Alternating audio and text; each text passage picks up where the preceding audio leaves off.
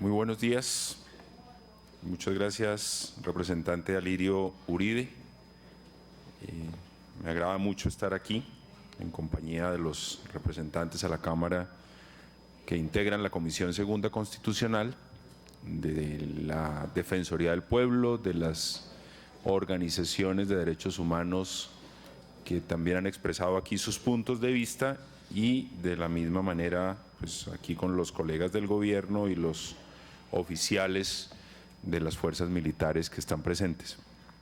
Yo voy a tratar de ser muy breve, representante Alirio Uribe, para permitir que el viceministro de Justicia pueda hacer uso de la palabra y para que ustedes puedan continuar con la agenda legislativa que supongo está prevista para el día de hoy. Lo primero que hay que decir con claridad es que este es un proyecto de ley de iniciativa parlamentaria, es un proyecto que ha presentado el representante Efraín Torres. El Gobierno Nacional, como lo señaló el viceministro Aníbal Fernández de Soto, está examinándolo y digamos que no tenemos una posición definitiva sobre el mismo. Tenemos algunos comentarios sobre su texto, pero yo no me voy a referir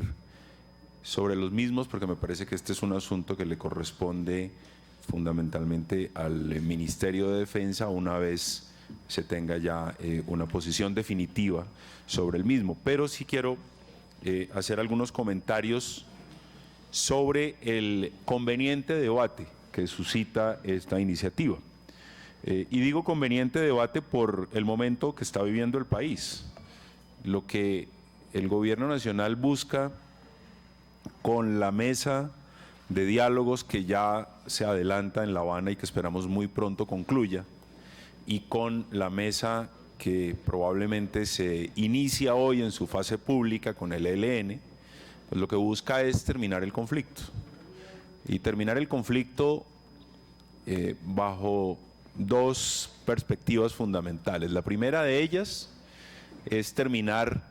con la principal fuente de violación de los derechos humanos en el país, que es el conflicto armado. Eso estadísticamente es irrefutable y ese es uno de los propósitos que tiene el Gobierno Nacional. Y lo segundo es un asunto que corresponde a todo Estado de Derecho y es lograr que el monopolio de la fuerza, el monopolio de las armas, esté en el Estado. Esos, digamos, son dos grandes propósitos que busca el Gobierno Nacional con este esfuerzo. Para lo segundo, para lograr el monopolio de las armas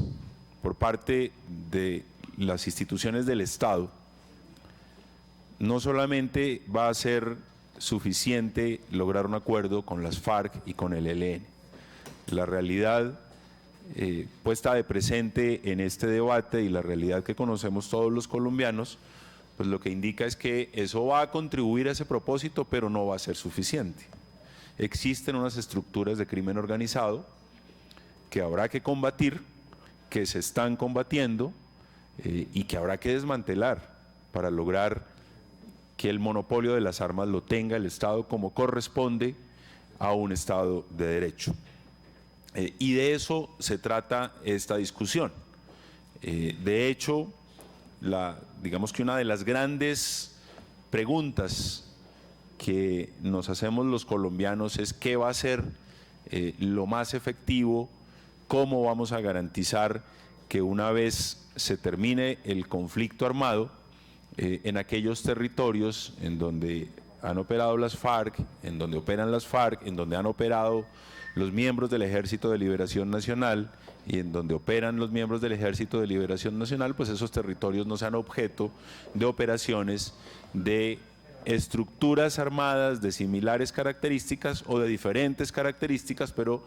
finalmente estructuras armadas que ponen en riesgo a la población civil, que limitan el ejercicio de los derechos de los pobladores de esos territorios y que no permiten que el monopolio de la fuerza lo tenga el Estado. Entonces, digamos que este es un debate necesario, es un debate en el que desde el punto de vista de garantizar el ejercicio de derechos de los colombianos, lo estamos dando al interior del gobierno y sobre el cual aquí se han expresado ideas muy valiosas que yo quisiera rescatar y que quisiera también expresar algunos puntos de vista. Lo primero que vale la pena señalar es que el gobierno nacional de ninguna manera interpreta como excluyentes los conceptos del derecho internacional humanitario y del derecho internacional de los derechos humanos. Son conceptos complementarios, son además conceptos que ha traído la jurisprudencia de la Corte Constitucional que el gobierno nacional respeta de manera leal como corresponde a un gobierno democrático. Lo segundo que vale la pena señalar aquí es que cualquier decisión que se tome, cualquier estrategia que se adopte para combatir estas estructuras de crimen organizado, que ya se están combatiendo, pero que seguramente en el futuro tendremos que hacer ajustes para ser más eficaces, cualquiera de ellas, cualquiera de esas estrategias, pues se va a desarrollar en cumplimiento de las normas internacionales de los derechos humanos y del derecho internacional humanitario, digamos, si es susceptible de ser desarrolladas estrategias en el marco del derecho internacional humanitario. Ahora, coincidimos con lo que aquí se ha dicho, ambas, tanto el derecho internacional de los derechos humanos como el derecho internacional humanitario, pues lo que buscan es proteger los derechos de los ciudadanos.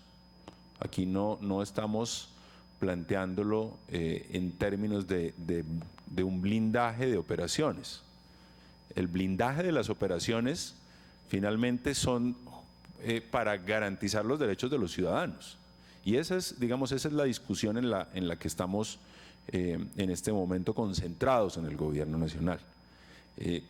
A mí me parece que vale la pena destacar cifras que solemos olvidar, porque yo siempre, y esta es una opinión que no compromete al gobierno, es mi opinión personal, siento que los colombianos somos muy dados a pensar que siempre las cosas están peor y no mejor, y un poco olvidamos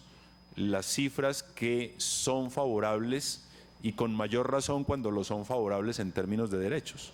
El año pasado la cifra de homicidio fue la más baja en 40 años. El desplazamiento forzado, que es el delito más extendido en el marco del conflicto armado en Colombia, según nuestras cifras, el año pasado, en términos de expulsión, se redujo en cerca de un 50% comparado con los últimos 4 años. El secuestro se redujo ostensiblemente. Claro, y también lo reconocemos, en el último año y en los últimos meses se han incrementado las agresiones contra defensores de derechos humanos, contra líderes de organizaciones de reclamantes de tierra, líderes de organizaciones de víctimas, y eso nos preocupa. Y estamos también evaluando medidas para que esas cifras empiecen una tendencia reduccionista y lleguemos en algún momento a que no existan agresiones contra defensores de derechos humanos, y en ese debate de qué es lo más eficaz estamos absolutamente concentrados.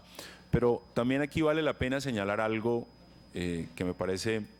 pertinente decirlo en este debate y que, repito, no es un tema en sí mismo del proyecto de ley, pero sí es un asunto que se deriva del debate necesario al que este proyecto de ley nos invita. Y es que yo creo que no solamente los textos de los proyectos de ley tienen que ser coherentes, también tenemos que todos, y con esto no estoy haciendo ningún tipo de señalamiento, todos tenemos que intentar generar un lenguaje coherente. Yo creo que así como tenemos que ser coherentes con las normas internacionales que rigen el derecho internacional humanitario, y comparto la apreciación de que no podemos, por bien intencionado que sea, hacer ajustes a la colombiana, porque esas son normas internacionales que el Estado colombiano está obligado a respetar. También es importante hacer un esfuerzo de coherencia con el lenguaje, porque durante estos últimos meses, todo lo que ha venido ocurriendo, que el gobierno reconoce que es grave y que hay que evitarlo en términos de las agresiones a defensores de derechos humanos y agresiones a líderes de organizaciones políticas y sociales, todo se le va sumando y sumando y sumando a organizaciones que se señala como paramilitares. Y aquí el viceministro lo señaló bien. Estas organizaciones de crimen organizado no son idénticas. Tienen diferentes maneras de actuación, tienen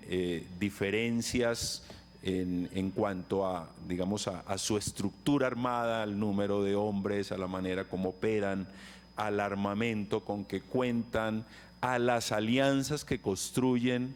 en los diferentes lugares del territorio nacional, y eso las hace diferentes, solamente pensando en ese aspecto operacional de estructura armada,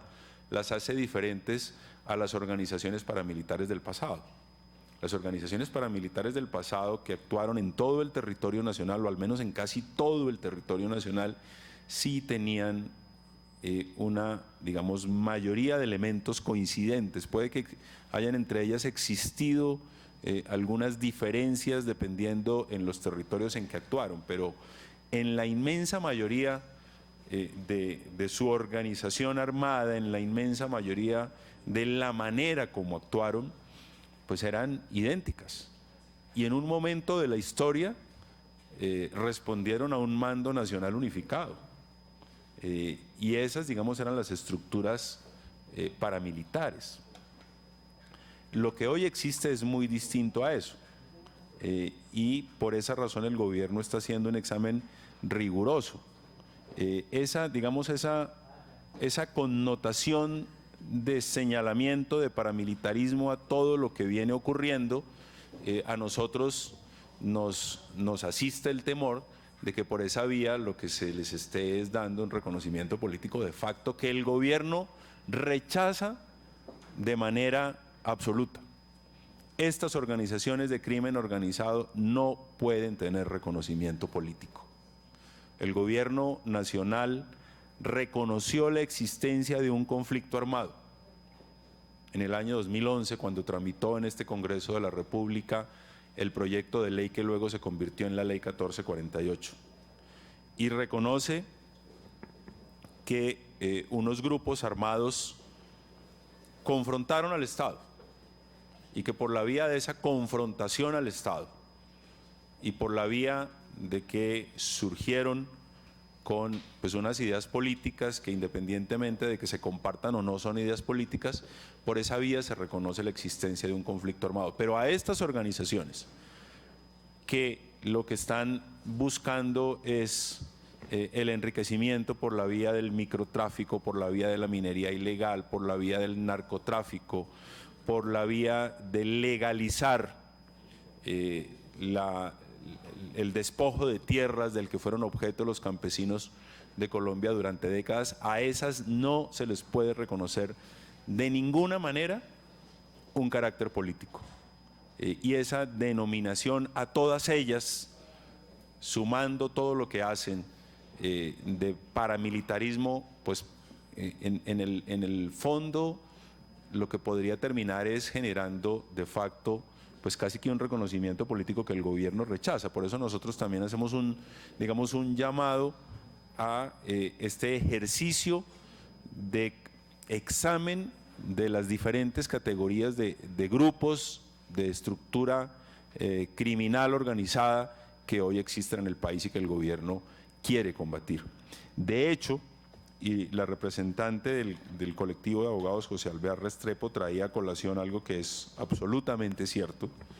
es que en el punto 5 de los acuerdos de La Habana se habla de la obligación de desmantelar organizaciones criminales que han sido denominadas sucesoras del paramilitarismo. Por lo tanto, esa redacción fue muy cuidadosa. Han sido denominadas sucesoras del paramilitarismo. No es un reconocimiento en el texto de los acuerdos parciales ya suscritos en La Habana como paramilitares. Lo que se reconoce es que son organizaciones criminales y que hay que combatirlas. Y justamente lo que hemos acordado en los últimos días, y yo diría que es lo más grueso de lo que hemos convenido en los últimos días para lograr adoptar medidas efectivas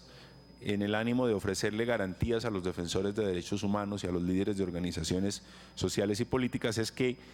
mientras se suscribe el acuerdo final, ustedes saben que en las negociaciones se aplica el principio de que nada está acordado hasta que todo esté acordado. Mientras se suscribe el acuerdo final, lo que hemos convenido con las organizaciones defensoras de derechos humanos y con las organizaciones políticas y sociales que han venido siendo agredidas y amenazadas, y muchos de sus líderes asesinados, es conformar un grupo de trabajo que estará integrado y que se instala el próximo miércoles, 6 de abril, un grupo de trabajo que estará integrado a nombre del Estado por los señores ministros del Interior, de Defensa, el director de la Policía Nacional, el defensor del pueblo, el director de la Policía, el señor Fiscal General de la Nación y el consejero presidencial para los derechos humanos, a nombre del Estado, y por 5 personas que serán escogidas por organizaciones políticas y sociales como la Marcha Patriótica, la Unión Patriótica, el Congreso de los Pueblos y también las plataformas de derechos humanos. Y este grupo mixto lo que va es a examinar cada uno de los casos de homicidios, de agresiones, y también va a discutir cuáles podrían ser las políticas y las estrategias más eficaces para ofrecer garantías y para combatir estos grupos de manera efectiva. Al Gobierno Nacional le preocupa esta situación, el Gobierno Nacional tiene el más firme compromiso de combatir estas estructuras criminales sin darles ningún tipo de reconocimiento político. Nosotros no vamos a permitir una reedición de lo que ocurrió a finales de los 80 y de los 90 con la Unión Patriótica, de ninguna manera, y no vamos a ahorrar esfuerzo para evitarlo. Y también el Gobierno Nacional está trabajando, y ustedes entenderán que no puedo ofrecer detalles en este momento, pero estamos trabajando también en el diseño de unas estrategias para que, en el caso, como todos esperamos, se logre un acuerdo en La Habana y seguramente más adelante también un acuerdo con el ELN, si quienes integran estas organizaciones armadas se reincorporan a la vida civil, y además algunos de ellos seguramente decidirán y podrán actuar en la vida democrática del país, ofrecerles todas las garantías para que nadie pueda atentar contra ellos, para que ellos puedan ejercer sus derechos con total libertad y para que en la práctica realmente el país pueda sentir que existió reconciliación. Esos son los esfuerzos que viene haciendo el Gobierno Nacional. Representante Lirio Uribe y demás representantes y voceros de las organizaciones de derechos humanos que están aquí presentes, tengan la absoluta seguridad de que para el gobierno no son excluyentes los conceptos del derecho internacional humanitario y de las normas internacionales de los derechos humanos. Bajo ese criterio, pues estamos examinando este proyecto de ley sobre el que, repito, no existe una posición definitiva todavía del Gobierno Nacional, y estamos de acuerdo con quienes aquí han expresado que tanto las normas internacionales de los derechos humanos como el derecho internacional humanitario lo que busca es establecer límites en las actuaciones, en algunos casos de la fuerza pública, en otro caso de la fuerza pública y de quienes se enfrentan a la fuerza pública, y me estoy refiriendo al derecho internacional humanitario, es ofrecer límites para garantizar los derechos de los ciudadanos. En eso hay absoluta claridad por parte del Gobierno Nacional, y a la luz de ese criterio estamos examinando esta iniciativa. Muchas gracias, representante.